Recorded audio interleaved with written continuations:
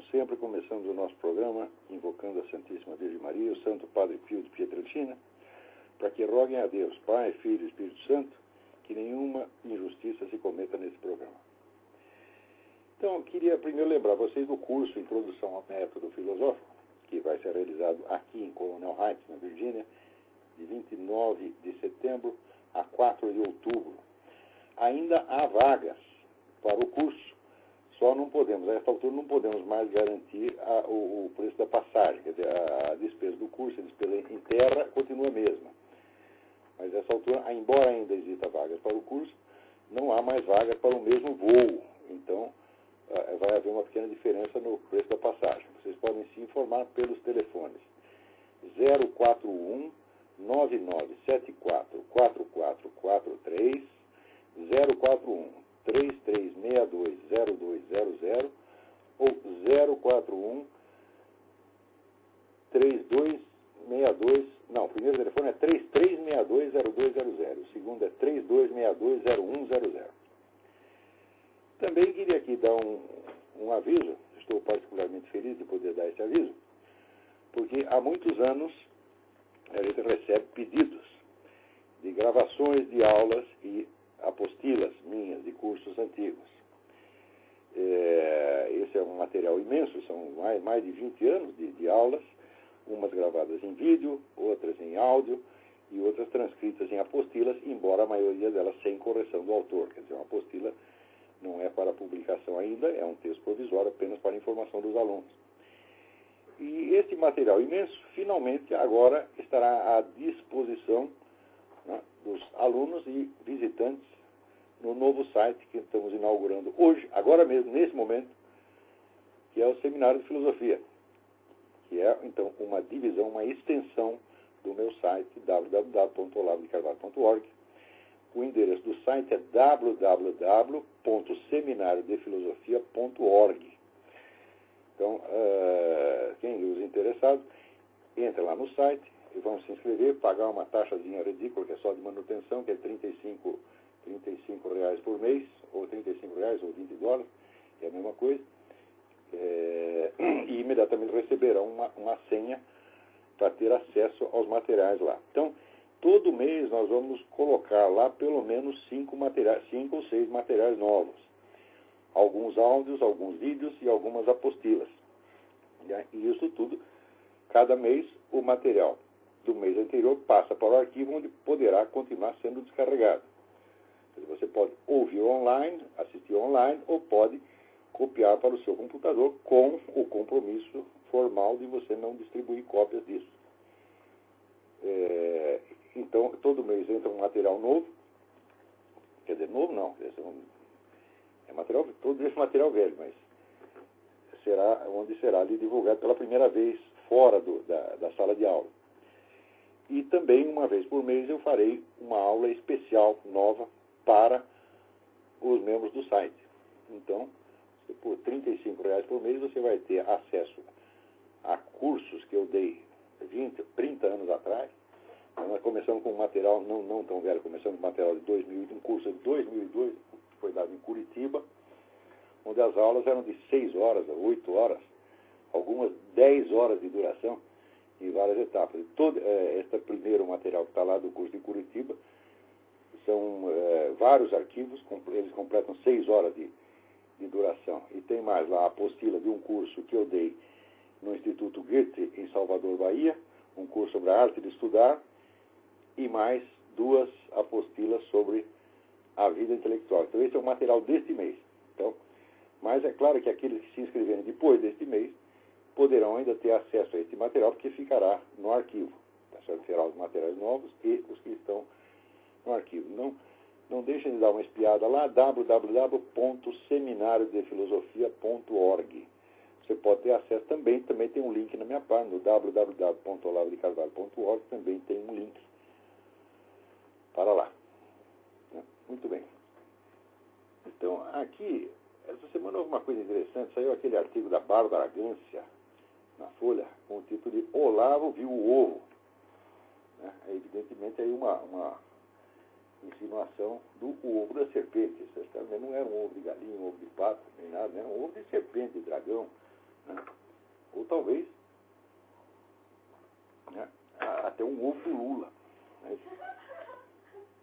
E então a Bárbara ali, ela reconhece, ao longo desses 10 anos ela não tinha percebido nada do que estava se passando com o negócio do Foro de São Paulo e com a aliança PT-FARC, que ela, como muita gente achava que eu era um maluco total, mas finalmente ela se rendia às evidências e fazia ali um meia-culpa. Foi um gesto muito bonito da Bárbara Gance.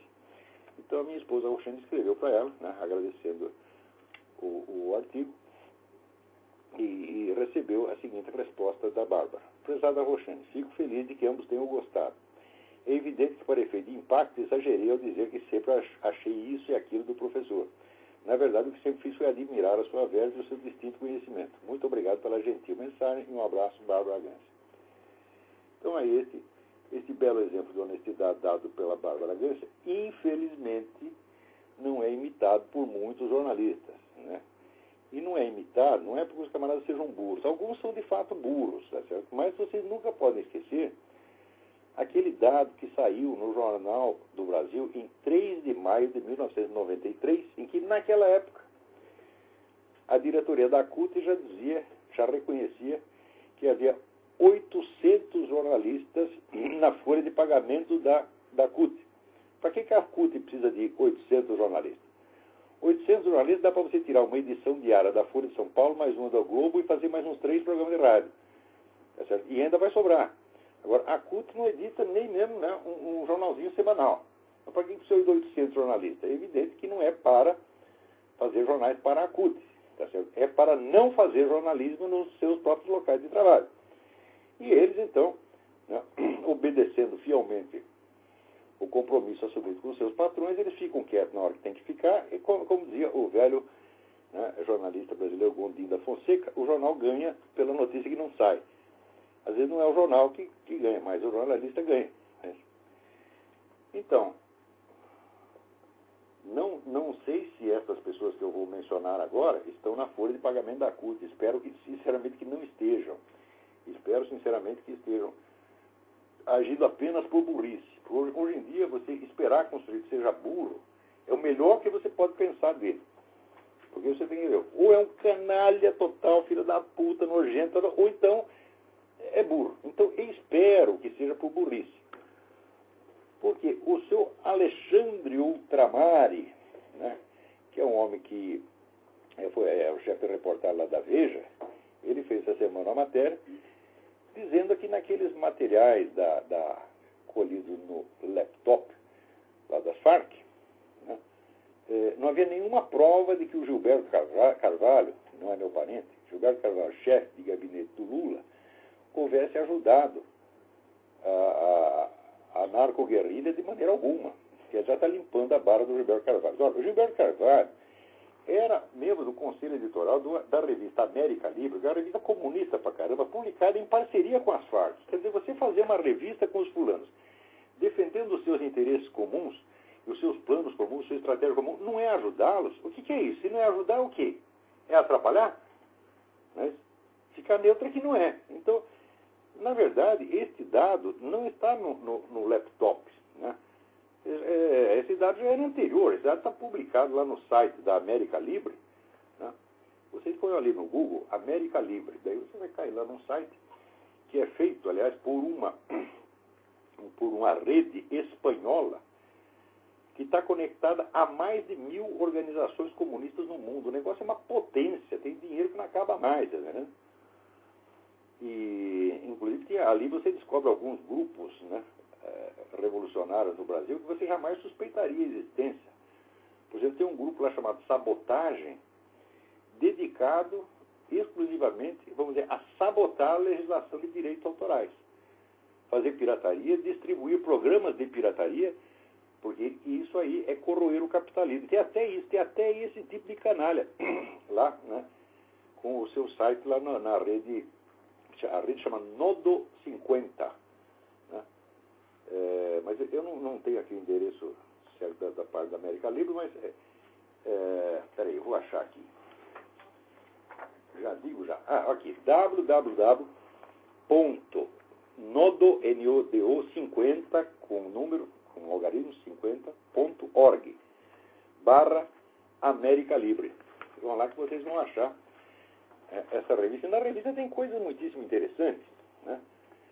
Não só ali comprova que o seu Gilberto Carvalho está fazendo a revista em parceria com a turma das Farc, com o Raul Reis, mas tem uns detalhes muito interessantes que, veja, em 2003, já fazia 2 anos, que o Fernandinho Beiramar havia confessado que vendia armas, que ele trazia armas do Líbano, comprava armas do Líbano, trazia e trocava essas armas com a turma das Farc, em troca de cocaína para distribuir no mercado brasileiro. Ele traz 200 toneladas de cocaína, a maior parte é para o mercado brasileiro e já sobrava um pouco aqui para o mercado americano. Ele tinha confessado isso em 2001. Em 2003, teve um seminário internacional dessa revista América Libre, que foi em São Paulo. E desse seminário participaram o vice-presidente do PT, Walter Pomar, né, o seu Emir Sader e vários desses intelectuais que agora aí estão brilhando nesses encontros com o Lula. Quer dizer, o próprio vice-presidente do partido está lá. E quem mais estava lá? Estava lá o Raul Reis. Raul Reis é aquele comandante das Farc que, um pouco antes, havia dado uma entrevista dizendo, à Folha de São Paulo, dizendo que o principal contato das Farc no Brasil era o PT, e dentro do PT, especialmente a pessoa do seu Emir Sader, que era o maior teórico petista. Então, como é que o PT não tem contato direto com essa gente das Farc?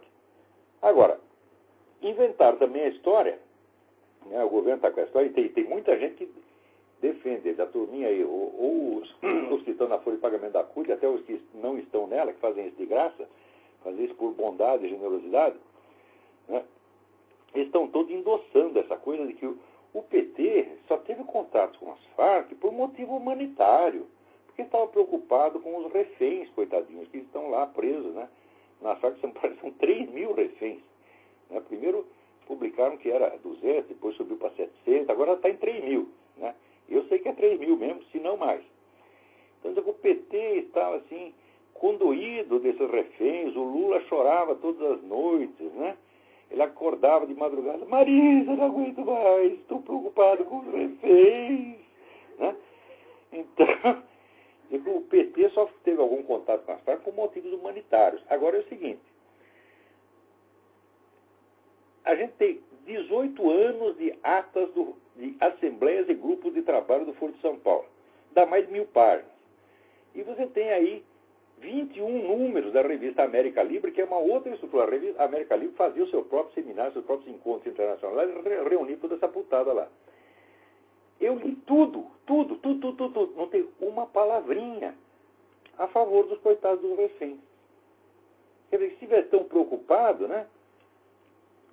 Está preocupado com os reféns, então por que você não fala alguma coisinha com aquele que os mantém prisioneiros, né? Todas essas oportunidades, o Lula lá durante os 16 anos presidiu essa merda, né? Não apenas não falou nenhuma palavra a favor dos reféns, mas não disse uma única palavra contra o terrorismo. Agora, essa história de dizer, não, nós somos contra o terrorismo, etc. Ora, até inventaram, esse Marco Aurélio Garcia, que é mentiroso, que é a peste.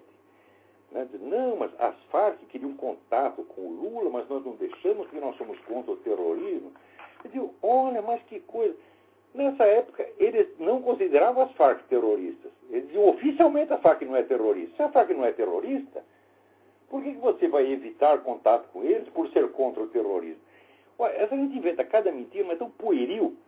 Mas aqui dá vontade, sabe, de bater na cara. Esse Marco Aurélio Garcia merece os tapas na cara ou na bunda. Vai ser difícil você distinguir o que é cara e o que é bunda, mas porque você vê alguma coisa, dá umas palmadas lá, por via da dúvida, né?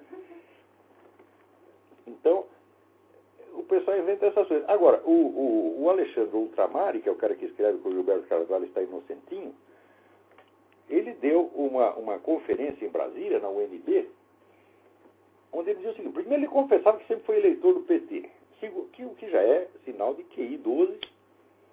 Quer dizer, quem é eleitor do PT, ou é por esperteza, porque está levando algum, ou é porque é burro. Isso não tem, como diz o latim, tertium non datur, não tem a terceira hipótese. Né? Então, o Alexandre Ultramari, que cabe numa dessas duas classificações, o é esperto e desonesto, é honesto e burro, ele sempre foi eleitor do PT, e ali ele dizia, Nós nunca cobrimos as reuniões do Foro de São Paulo porque achamos que não tinha a menor importância. E olha, primeiro que um jornalista profissional dizer isso é uma coisa absolutamente inadmissível. O Foro de São Paulo é a maior organização política que já existiu em toda a história do continente latino-americano. Ele reúne lá uns meia dúzia de chefes de Estado, tá certo? Mais de uma centena de partidos comunistas e organizações de narcotraficantes, guerrilheiros, sequestradores, etc. Quer dizer, é uma coisa de um poder como jamais houve na América Latina. Como é que um jornalista vai dizer que isso não tem importância? Uma reunião do Foro de São Paulo tem muito mais importância do que qualquer reunião do Congresso Nacional, ou do que qualquer Assembleia do PT. Porque o PT não é senão um componente, o PT era um centésimo do Foro de São Paulo. Quer dizer, um jornalista que diz uma coisa dessa tem que ser demitido na mesma hora. Porque se ele disse isso por incompetência, então é um excesso de incompetência absolutamente inadmissível. Isso é a mesma coisa. Você imagina que nos anos, digamos, nos anos 20 e 30, alguém dissesse, né, um sujeito fizesse a cobertura das reuniões do Partido Comunista, digamos, na França ou na Alemanha, mas depois tem a reunião da Internacional Comunista e ele diz, isso não tem nenhuma importância. Eu digo, mas se uma reunião de um Partido Comunista tem, como é que a reunião de todos eles pode não ter? Isso, em termos jornalísticos, é tão absurdo que não merece discussão. Então, olha aqui, seu Alexandre Ultramare, a sua competência profissional, eu cuspo nela, você está entendendo? Você não é jornalista de jeito nenhum, você é um amador, um moleque irresponsável, na melhor das hipóteses, porque se você sabe que o que você falou é um absurdo, e se você escondeu isso de propósito, então você é um canalha. Eu prefiro acreditar que tu é apenas um moleque irresponsável. E esse moleque irresponsável foi chefe da sucursal de Brasília, o chefe de reportagem da Veja. É ainda. E ele que escreveu a matéria essa semana, né, tentando limpar a barra aí do Gilberto Carvalho, que não é limpável. Porque essa revista circulou desde 1994, com o senhor Gilberto Carvalho lá no Conselho Editorial, junto com o Emir Sader e junto com o Raul Reis, com o Manuel Marulanda, com aquela putada toda. Né? Então, como é que isso aí não é ajudar? Né? Experimenta, usa um pouco a imaginação. Né? O senhor chega para mim e diz, olha aqui, o senhor lá, vamos fazer uma revista, fazendo propaganda das nossas ideias para nós tomar o poder. E nós fazemos uma revista. Nós não estamos nos ajudando uns aos outros? O que é isso, porra? Né? Daí também, né, também descubro mais uma coisa. Vocês se lembram daquele tal de seu Luiz Felipe de Alencastro, que é o sujeito que veio aqui nos Estados Unidos fazer uma conferência no Council on Foreign Relations, é o maior think tank da América. O Council on Foreign Relations é conhecido como a antessala da presidência da República. De todos os presidentes americanos das últimas 5 ou 6 décadas, só um não era membro do SFR, que era o Bill Clinton. Mas ele não era membro, mas ele era empregadinho. O que os caras mandavam fazer, ele fazia. Por quê? Porque aquilo aí, ali reúne todas as lideranças políticas dos dois partidos e mais uns 200 milionários. Os donos de mídia. Peraí, tem alguém na linha. Alô? Quem está na linha? Alô? Alô? Alô, quem é? Olá, você está me escutando? Perfeitamente. Aqui é o Thiago, Olavo. Tiago, tudo bem? Tudo bem, Olavo? Agora falando do Foro de São Paulo, depois de 2 anos, né? Peraí que a sua ligação... Saiu, né? Peraí, sua ligação piorou agora, tá tudo entrecortado. Fala devagarzinho. Peraí. Peraí. Melhorou agora? Melhorou. Ah, então, depois de 8 anos, né, falando do Foro de São Paulo, né, ligação do PT com, né, com a FARC, né? A ligação... Viu a Bárbara? Ficou muito ruim, Thiago. Eu vou desligar e você liga de novo, por favor. Ok, obrigada. Então, a ligação do Thiago estava muito ruim, vamos ver se ele consegue ligar daqui a pouco. Enquanto isso, eu vou acabar de explicar o que eu estava explicando. Então, esse é o Luiz Felipe de Alencastro, que era professor de História do Brasil na Universidade de Paris e colunista da Veja, ele veio aqui para dizer que, ele veio aqui nos Estados Unidos para dizer que o Foro de São Paulo não existia, que isso era uma balela, uma lenda inventada por um maluco, o qual sou eu, é esse que vos falo. Né? Agora chega aqui, está aqui, Lula com os intelectuais, tá certo? Né? E na lista de intelectuais estão aqueles de sempre, Emir Sader, evidentemente, infalível, Maria Conceição Tavares, Cândido Mendes, Orcar Niemeyer, e quem mais? Luiz Felipe de Alencar.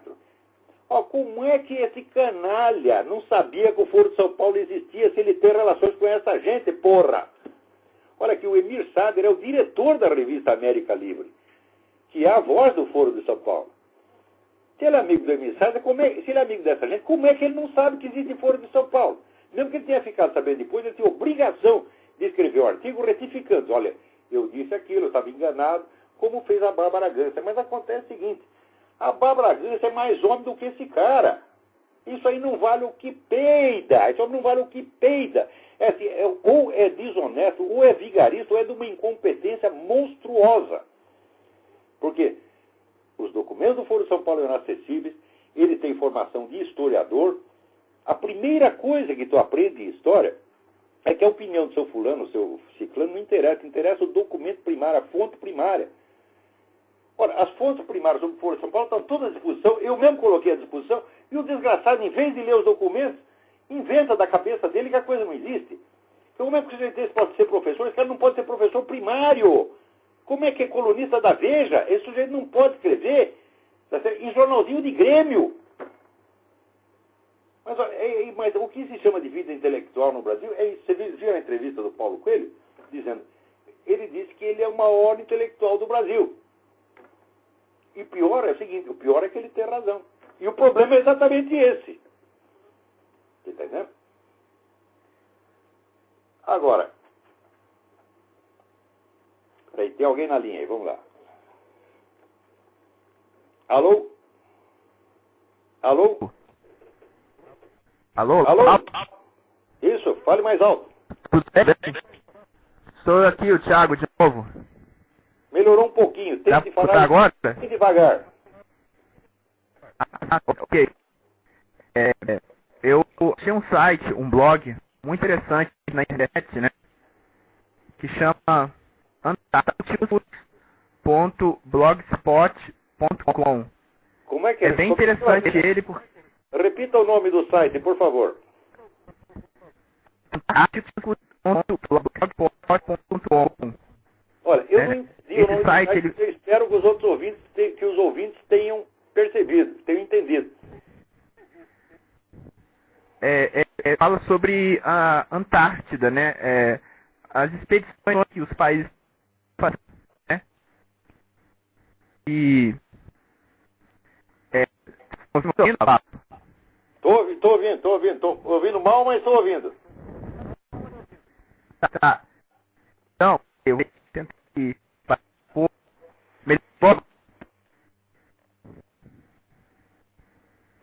Alô? Melhorou agora? Alô? Alô? Alô, professor, melhorou agora ou não? Melhorou. Então, esses problemas... esse site...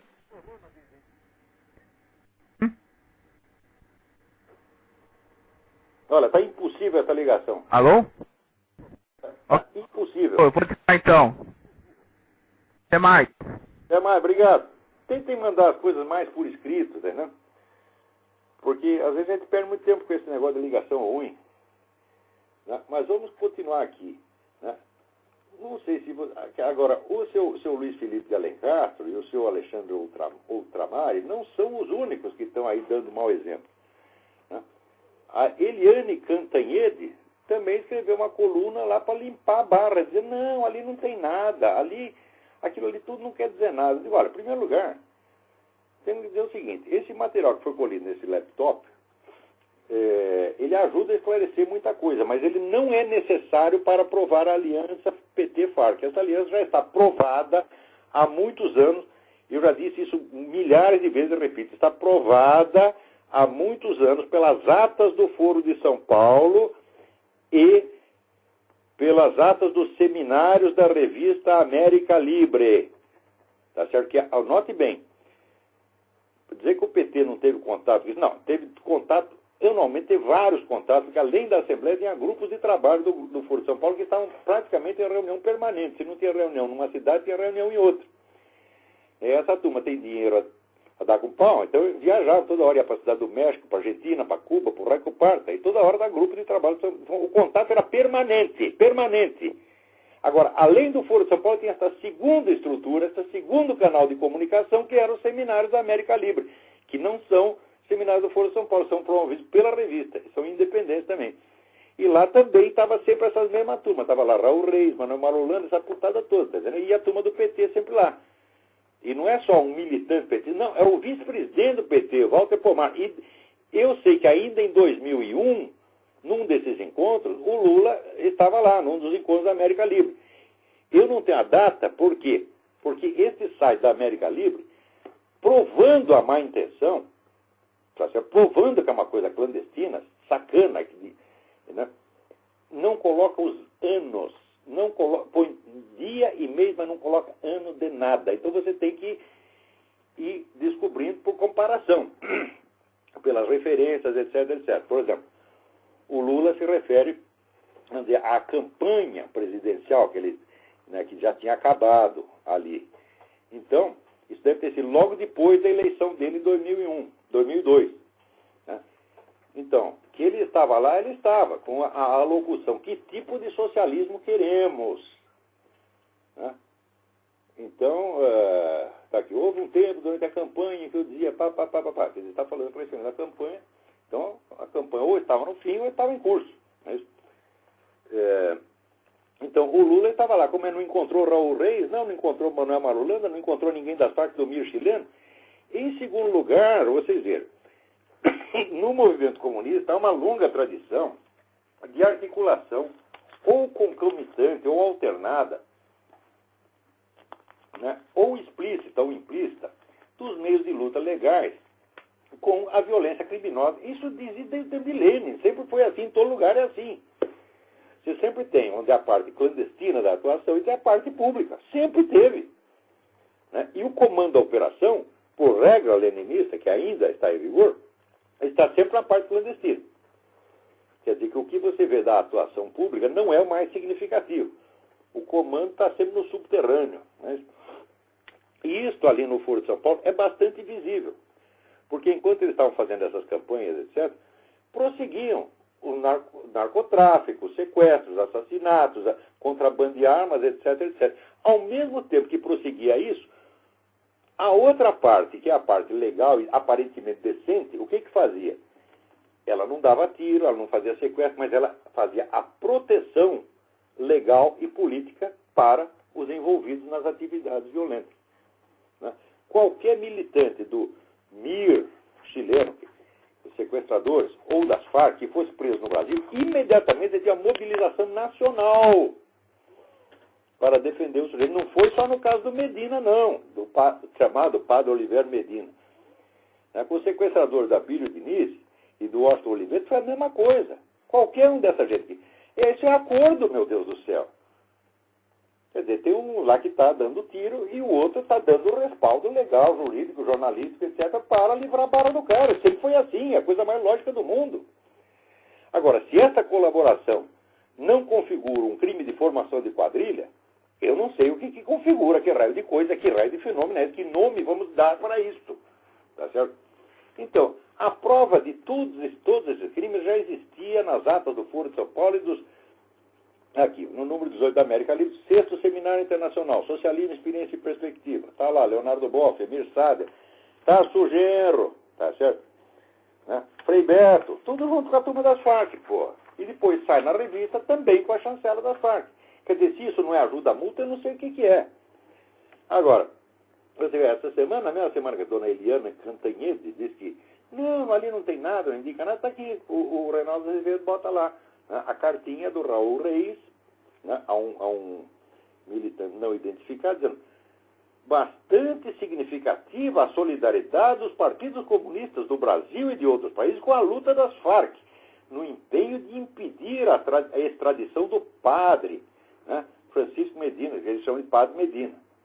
Em espanhol, ele cura Medina.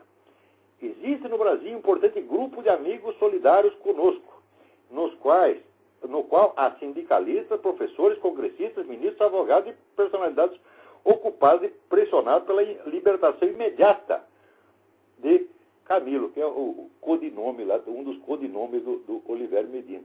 Não só lutaram pela libertação dele, mas arrumaram lá um emprego para a mulher dele para quebrar o galho. Quer dizer, se isso não é ajuda, o que é, meu Deus do céu? Né? Agora, olha aqui. Atenção.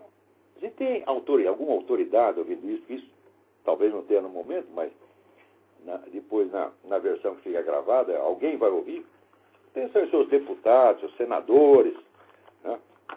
Seus donos de jornais, juízes do Supremo Tribunal Federal, né?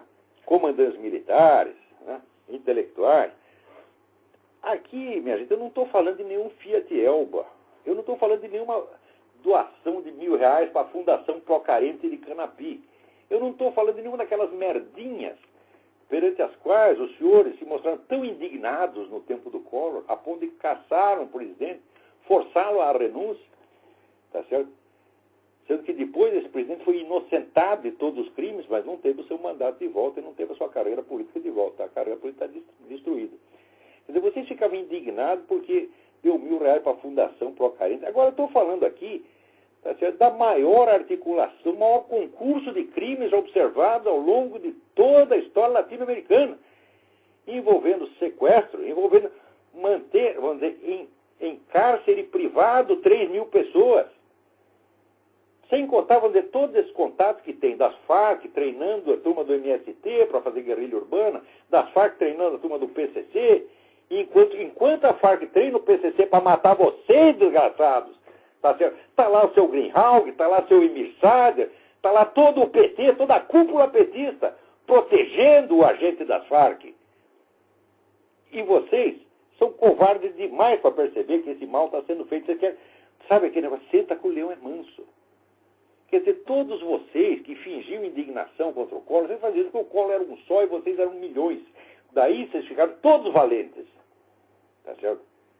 Agora que você não está lidando com ladrão de galinha, o Collor não é nem ladrão de galinha. O Collor simplesmente não prestou atenção direito no que a família dele estava fazendo, foi só isso. E, no fim, nada se provou contra ele, foi totalmente inocentado pela justiça. Né? Mas vocês, todos foram paus mandados da esquerda, e quem lançou aquela campanha lá foi a turminha da esquerda, e vocês todos obedeceram. E agora, que vocês estão vendo quem são os verdadeiros bandidos? Agora, que nós estamos falando de criminosos de verdade, tá certo? Não é de menino mau, que nem o Collor é apenas um menino mau, metido, arrogante, besta, mas não era criminoso. Agora, esses aqui são criminosos mesmo. Por causa dessa brincadeira, 50.000 brasileiros estão morrendo por ano. Sem contar, eu não estou contando nesses 50.000 a garotada que morre por tráfico de tóxico, por tráfico de cocaína, que o seu Fernandinho Beiramar comprou das Farc e distribuiu no Brasil, nas escolas, nas esquinas, para todas as suas crianças. Eu não estou computando essas crianças, porque se for computar, daí não é 50.000, é muito mais. Eu não estou falando desses. Agora, para vocês, parece que o Fiat Elba tem mais valor do que a vida de 50.000 brasileiros e todas essas crianças que estão morrendo. Então, vocês todos, seus senadores, deputados, tá certo? Todos os homens públicos do Brasil, vocês não valem nada, nada, nenhum de vocês. Tá certo? Quando se completar a tomada do poder por essa gente do Foro de São Paulo, eles vão matar vocês. E eu não vou derramar uma lágrima por vocês. Mas vocês não merecem. Tem alguém na linha aí? Alô, quem é? Alô, Olavo? Sim. É Alex de Salt Lake City, tudo bem? Ô, Alex, tudo bem? Eu gostaria de perguntar uma coisa, saindo um pouco desse assunto, se o senhor me permite. Por favor. Essa semana, né, sexta-feira, começa os Jogos Olímpicos de Pequim, né? Sim, sim. Eu estava discutindo com alguns amigos a respeito dos Jogos e eles estão falando que agora, né, os idiotas estão falando que agora é melhor do que os Jogos de 80 em Moscou. O senhor poderia comentar a relação dos Jogos Olímpicos de Moscou, na época que o comunismo, entre aspas, existia mesmo, aliás, digo, que o comunismo existia oficialmente, E agora que o comunismo... Mas, um momento, o comunismo não existe oficialmente na Rússia. O regime comunista, a Rússia a China é governada pelo Partido Comunista Chinês. Não, eu digo assim... Eles fizeram apenas uma abertura econômica que não alterou... Hoje elas falam que o comunismo não existe mais, né? Não existe no cu deles, tá entendendo? Mas faz sentido, daqui a pouco você vai ver, né, quando examinar, se o sujeito for na privada, vai ver que está lá. Como é que a pessoa pode dizer outra coisa? O comunismo não existe mais. Já vou comentar isso daqui a pouco, mas vou falar especificamente da China. Quem governa a China é o Partido Comunista Chinês, tá certo? E a cúpula do Partido Chinês é quase toda militar. Ou seja, os caras estão numa ditadura militar comunista. A abertura para o capital estrangeiro foi igualzinha à que Lenin fez na Rússia, logo no começo do governo dele, porra, que durou 10 anos. Né? Na China está durando um pouco mais. Ela começa na meados de 90 e se prolongou até agora. E está servindo para os comunistas se encher de dinheiro, tá certo? E deixar a população na miséria como sempre, vivendo sob uma tirania sangrenta como sempre foi. Não mudou absolutamente nada. Agora, no Brasil e no mundo está cheio de liberais. Sabe o que é liberal?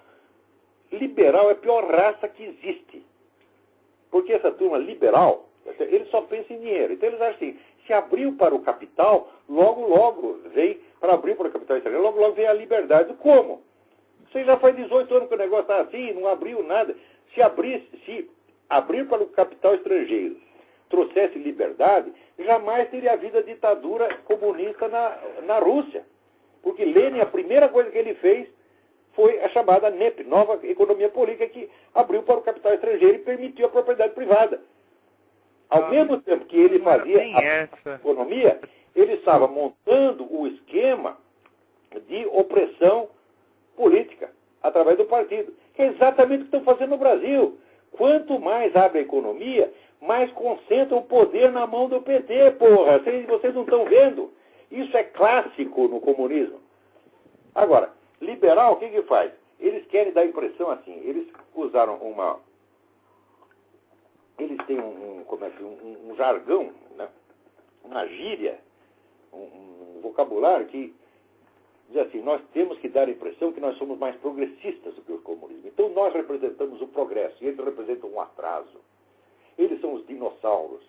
Tá certo? Até a Veja, quando cobriu a reunião do Foro de São Paulo, reunião dos dinossauros, como se um cara tivesse todos mortos. Só os liberais estão vivos, progredindo, indo para frente. Mas se é assim, se o comunismo está morto e vocês estão vivos, por que são os comunistas que estão governando a América Latina e vocês estão perdendo tudo? Por que são eles que estão no poder e vocês estão aí fodidos? Quer dizer, para com essa arrogância idiota de dizer que o comunismo acabou, tá certo? Quer dizer, esse é o triunfalismo do derrotado. Quando ele está apanhando e dizendo, eu fui lá e meti a cara na mão dele. Liberal serve para isso. Os liberais são tudo frouxo, capado. Tá certo? Olha, não levo mais a sério nenhum liberal, não. Você está entendendo? Então, essas coisas, o comunismo morreu, eu digo, olha, meu Deus do céu, quando Lenin abriu a economia soviética, os liberais da Europa já me diziam a mesma coisa. Os caras desistiram do comunismo, não tem mais. Se você estudar a história, você vê o número de vezes que se anunciou que o comunismo acabou. Essa foi a última da década de 90, foi só a maior. Tá certo? Porém, leia o livro do Jean-François Revel, La Grande Parade, que é um livro de 1999, e que ele já mostra o paradoxo. Olha, depois que o comunismo acabou, ele cresceu, como é que é isto? Se ele acabou, por que ele tem tanto poder? Então, esse pessoal liberal serve para camuflar o crescimento do comunismo, tá certo? Eles ficam contando vantagem, enquanto isso o comunismo vai crescendo bem embaixo deles. Muitos deles não são liberais coisa nenhuma, são agentes de desinformação. Então lá se faz de liberal, tá certo? Para ajudar o comunismo a se fingir de morto para assaltar o governo. Tanto é assim que muitos desses ditos liberais, tá certo, se aliam ao comunismo, se aliam à esquerda em todo o programa cultural. Abortismo, feminismo, gaysismo, etc, etc. Eles só querem realizar tudo isso por meio da propriedade privada. Eu digo, mas que diferença faz com o comunismo? O comunismo só é um sistema econômico nos seus objetivos, não na sua estratégia e na sua prática. Que idiotice, quer dizer, você acha que o negro só é comunista se ele, no dia seguinte que ele tomou o poder, ele estatizou todos os meios de produção? Olha, leia o Karl Marx. Karl Marx dizia que a estatização dos meios de produção ia levar séculos. Tá certo? Isso o cara não estatiza no dia seguinte, e vem os liberais, ele não é mais comunista, então o comunismo acabou. Eles demonstram que são ignorantes. Agora, o sujeito que dá palpite nessas coisas, sem ter estudado, o sujeito não estudou Marx, não estudou Lenin, não estudou coisa nenhuma, e fica dando palpite, tá certo? Esses caras têm que apanhar na bunda, sabe? Bunda, se é que tem bunda. Porque senão pode ser que nem o tal do o Paulo Viraldelli, que renega a própria bunda. Fala, não, a bunda não é minha, não é minha, não é minha, não é minha. Tá? Pode ser, esse cara não vai saber. Né? Não deve ter bunda mesmo, porque pela quantidade de merda que tem na cabeça, é porque não tem o orifício para onde sair. Porque se tiver, sair. Agora não sai, volta para a cabeça.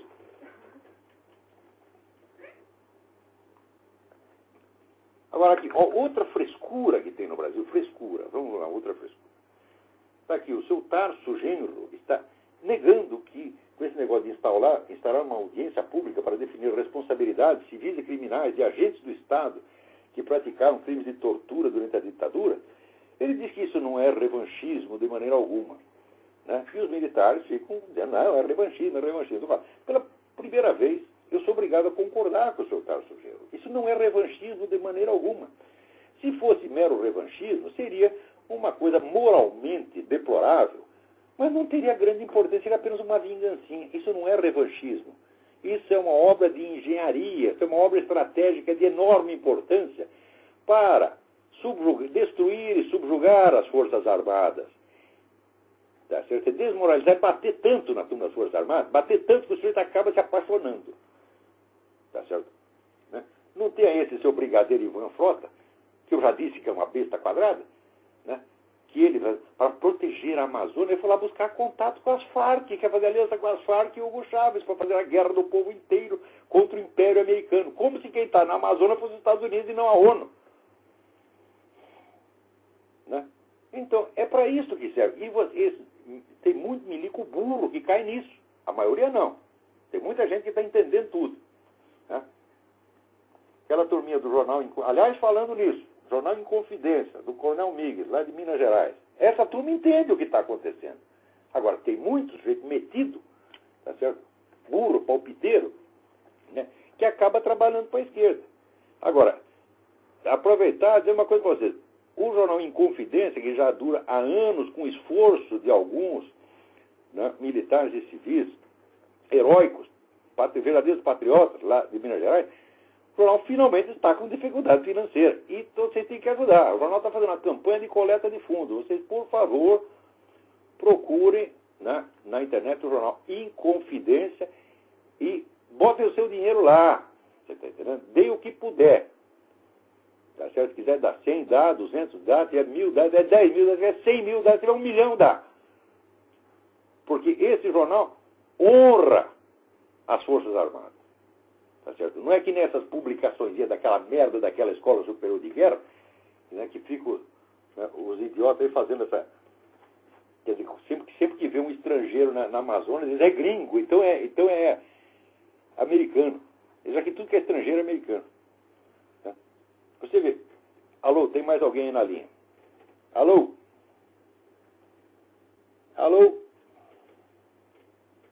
Alô? Enquanto isso, deixa eu falar outro negócio para vocês. Né? Não, tem o pessoal do Ternuma que também é muito bom, entendeu? Né? Mas de vez em quando aparece algum idiota que entra lá e consegue meter um artigo ruim lá. Mas a turma do Ternuma, que eu sempre colaborei com eles também estão fazendo a coisa certa. Agora, note bem, aqui, você vê como é que funciona essa coisa anti-americana no Brasil.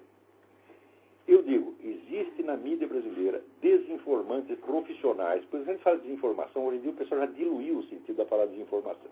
Qualquer informação que está errada ou inexata, porque eles não gostam de desinformação. Não, desinformação é um termo técnico inventado pelos comunistas para ilustrar o uso sistemático da mídia, tá certo?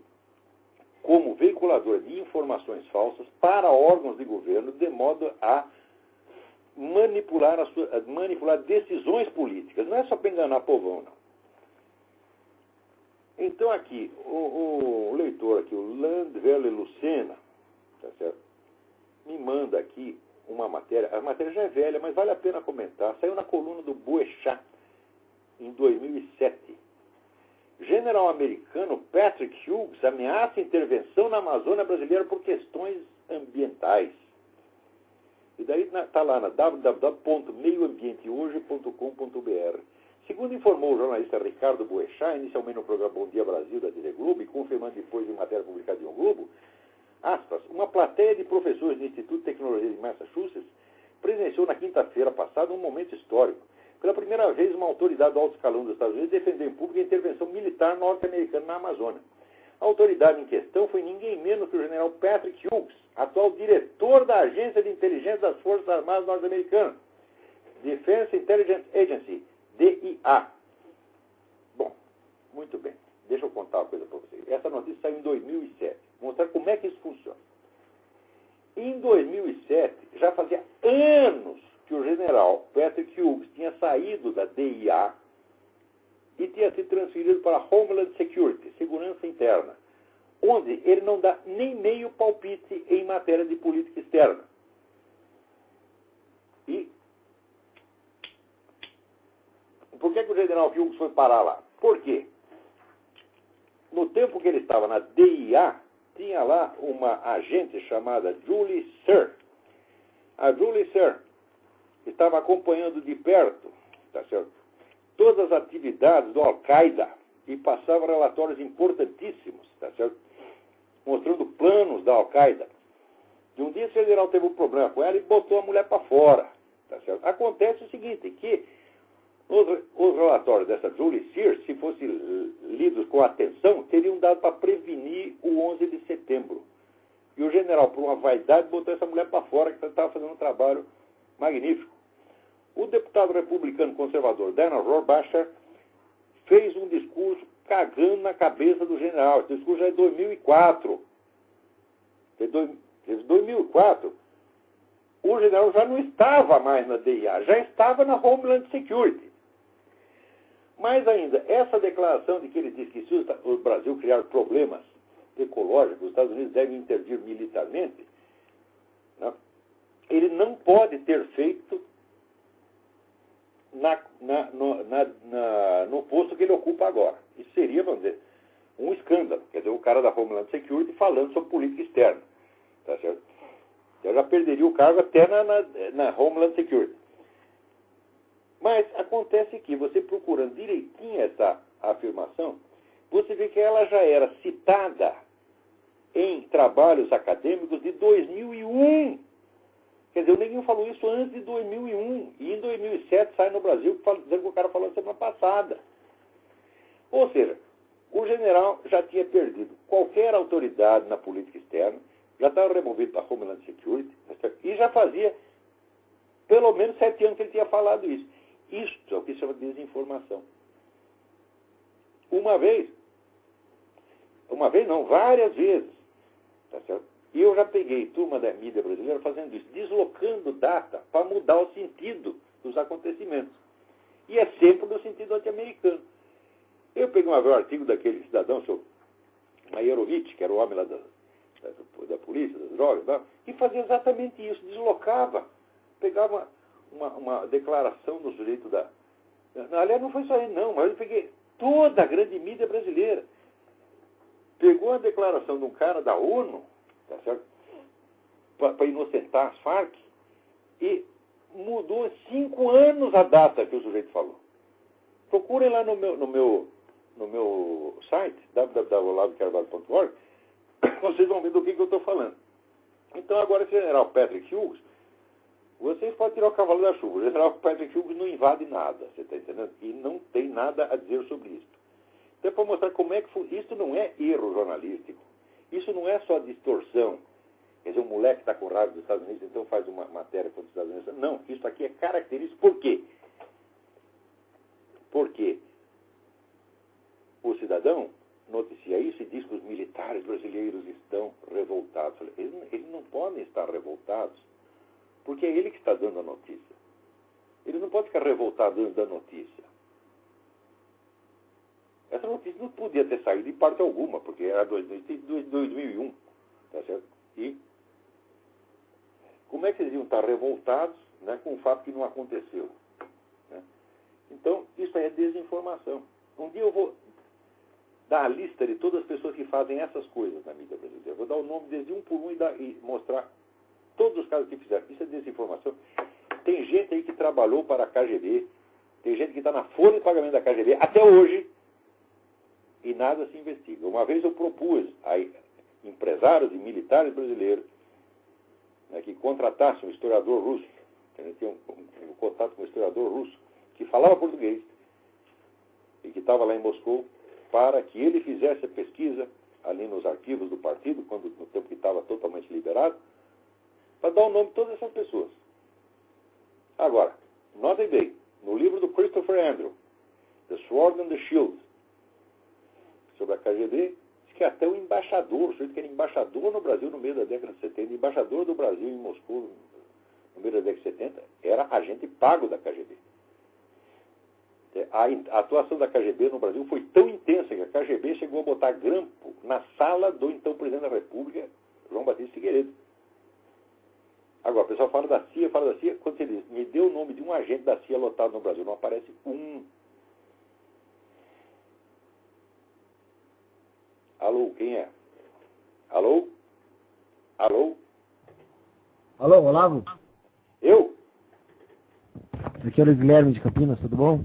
Tudo bem? Tranquilo, Olavo. Seguinte, Diga.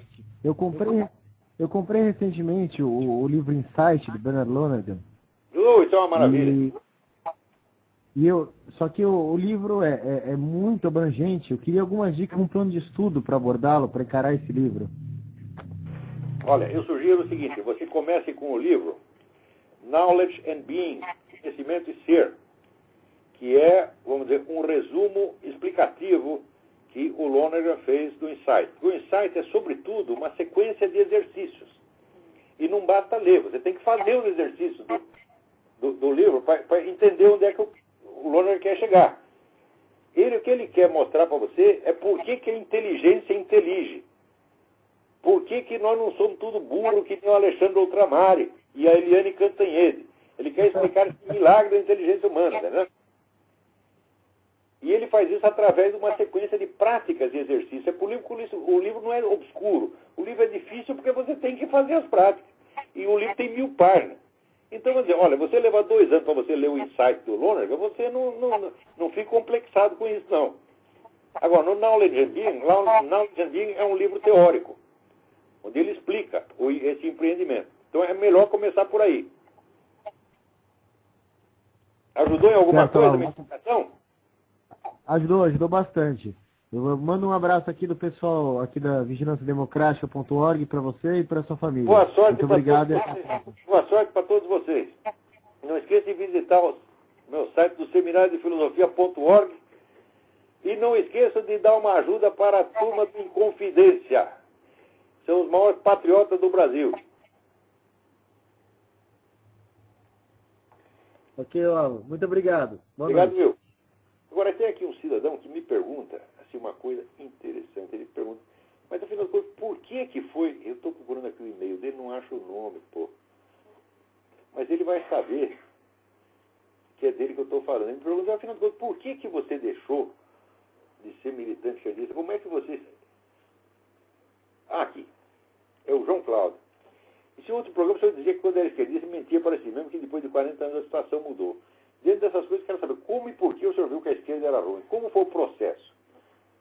Eu digo, o processo foi muito longo, porque, inicialmente, eu comecei a ficar deprimido, né, de ver a falta elementar de moralidade que o pessoal comunista tinha nas suas relações, não só com os adversários onde eram pensados e tratados como se fosse lixo, mas até internamente, uns com os outros. Quando desconfiavam do sujeito, destruíam a vida do cara.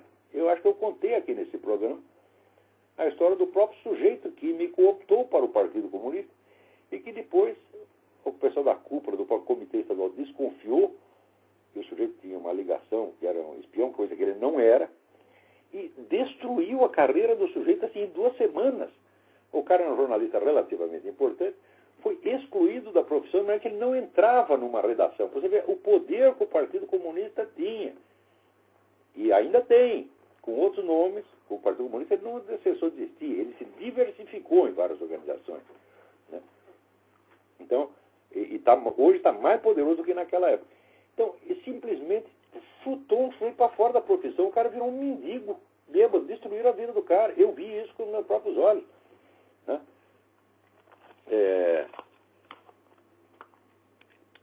Mas, inicialmente, eu só me afastei do partido. Falei, eu me afastar, eu não fiquei contra. Eu me afastei e falei, não, eu vou para casa pensar. Né? E foi daí que eu comecei. Ali eu falei, bom, em primeiro lugar eu tinha que completar os meus próprios estudos de marxismo. Eu não conheço outra pessoa que estivesse no partido naquela época, com 2 exceções, que uma era o velho Nabor Caire de Brito, que a gente chamava do capitão, e eu tenho um rapaz chamado Roberto Negrão de Lima, que era neto do governador do Rio. Só essas 3 pessoas estudavam. O resto era tudo Emir Saad, era tudo chutador. Entendeu? Mas ele estudava para valer. Tá certo? Então, completando ali o que eu precisava para me informar do marxismo, eu falei, bom, agora vamos ver a crítica do marxismo, vamos estudar o que tem do outro lado, vamos estudar os autores reacionários, etc, etc. Não com o espírito comunista, porque comunista não, nós precisamos estudar para conhecer a mentalidade do adversário, para poder mais facilmente vencê-lo. E pela primeira vez eu falei, não, eu vou ler, não com a simples ideia de pegar o truque do cara para poder acabar com ele, eu vou botar os dois lado a lado e vamos fazer um julgamento justo. E é só você experimentar fazer isso, experimente dar credibilidade ao argumento do adversário, como você dá ao do seu lado. Tá certo? Dá a mesma credibilidade. Nem a favor, você vai ver assim que não sobra nada do comunismo. Nada. Primeiro não sobra nada do marxismo. Quer dizer, o marxismo como análise histórica, como filosofia, é uma verdadeira bosta, é charlatanice do começo até o fim. Nada se sustenta ali. Não estou querendo dizer que Karl Marx fosse burro, não. Era um homem grande talento, só que era um sociopata, mentiroso, perverso, e que sofria do delírio de interpretação, que fala o famoso doutor Paul Serrier. Delírio de interpretação é uma forma de loucura, que o sujeito não tem perturbações sensoriais, ele não vê coisas. O que ele vê são coisas que existem. Só que na hora de articular, ele articula de maneira fantasiosa. Tá certo? Então, por exemplo, a simples crítica da escola austríaca à economia marxista é você ler aquilo e você nunca mais se ilude com aquilo. Porque acontece o que aconteceu com o Eric Wegener. Né? Eric Wegener diz, ele leu o Capital e virou marxista. Daí no semestre seguinte ele teve umas aulas de economia política e curou disso em 3 meses. Tá certo? Eu não curei 3 meses, eu levei anos. Tá certo? Mas, por exemplo, o livro do Ludwig von Mises, Socialismo, a análise econômica e sociológica, fala, não sobra pedra sobre pedra, é impossível. O livro do Eugen von Böhm-Bawerk sobre a teoria da mais-valia, que a base, o pilar do marxismo, você vê que aquela teoria não tem pé nem cabeça. E assim por diante. Depois a gente vai lendo os documentários das pessoas que fugiram da União Soviética, os relatos de ex-militantes, etc. E fica vendo que a coisa, não só a teoria é errada e absurda, mas ela é monstruosa, é intrinsecamente mentirosa. E no fim você acaba vendo, a significação de mais como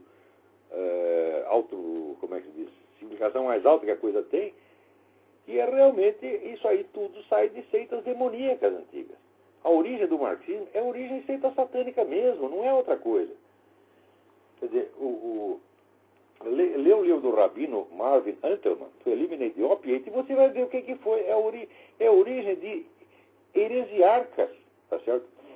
De dentro do judaísmo, os caras dissidentes do judaísmo, que criaram o judaísmo do B para fuder com o judaísmo. Esses caras eram os antepassados ideológicos de Karl Marx. E como é que a gente vai levar a sério essa porcaria? Isso é lixo. Mas eu levei muito tempo para entender isso. Peraí, tem mais um telefone, vamos ver se dá tempo de atender. Alô? Olavo? Eu? Olavo, boa noite. Boa noite. Fabrício, de Belo Horizonte. Fabrício, tudo bem? Joia, Olavo. Eu estava vendo, falar rapidinho. Eu estava vendo o senhor falar aí do que o comunismo acabou, que esses imbecis liberais acham que esses liberais são burros e os comunistas são cafajestes safados, vagabundos. E os liberais são burros. Que no próprio livro aqui do Volkogonov, na biografia sobre o Stalin, ele já fala lá, na página 112, que o Lenin foi o inventor com a NEP do socialismo de mercado, entre aspas. Exatamente. Quer dizer, esse povo é tudo imbecil, esses liberais, acham que é só mudando a economia. Todos estão interessados em ganhar dinheiro com isso, porra. Exatamente. Vamos investir na China, vamos encher o cu de dinheiro. O chinês tem Exato. porra. É assim que eles pensam. Exatamente. Olá, um abraço. Sempre assista seus programas, leia seus textos. Bem lembrado aí, Dmitry Volkogonov, a biografia do Stalin. Que página que você falou? 112, ele fala lá do socialismo de mercado. É a edição brasileira, procure lá. Edição brasileira, do livro Stalin, o volume 1. Muito interessante. Obrigado pela ajuda. Então, Olavo, um abraço, fique com Deus. Você aqui em Belo Horizonte, aqui nós acompanhando aqui sua filosofia aqui sempre. Já que está em Belo Horizonte, não esqueça de dar uma força para o grupo Inconfidência. Exato, isso. E não esqueçam de visitar o meu site novo, www.seminariodefilosofia.org. Eu já dei uma olhadinha lá. Tô lá. Obrigado a todos, até a semana que vem. Até a semana que vem, irmão. Com Deus. Você também.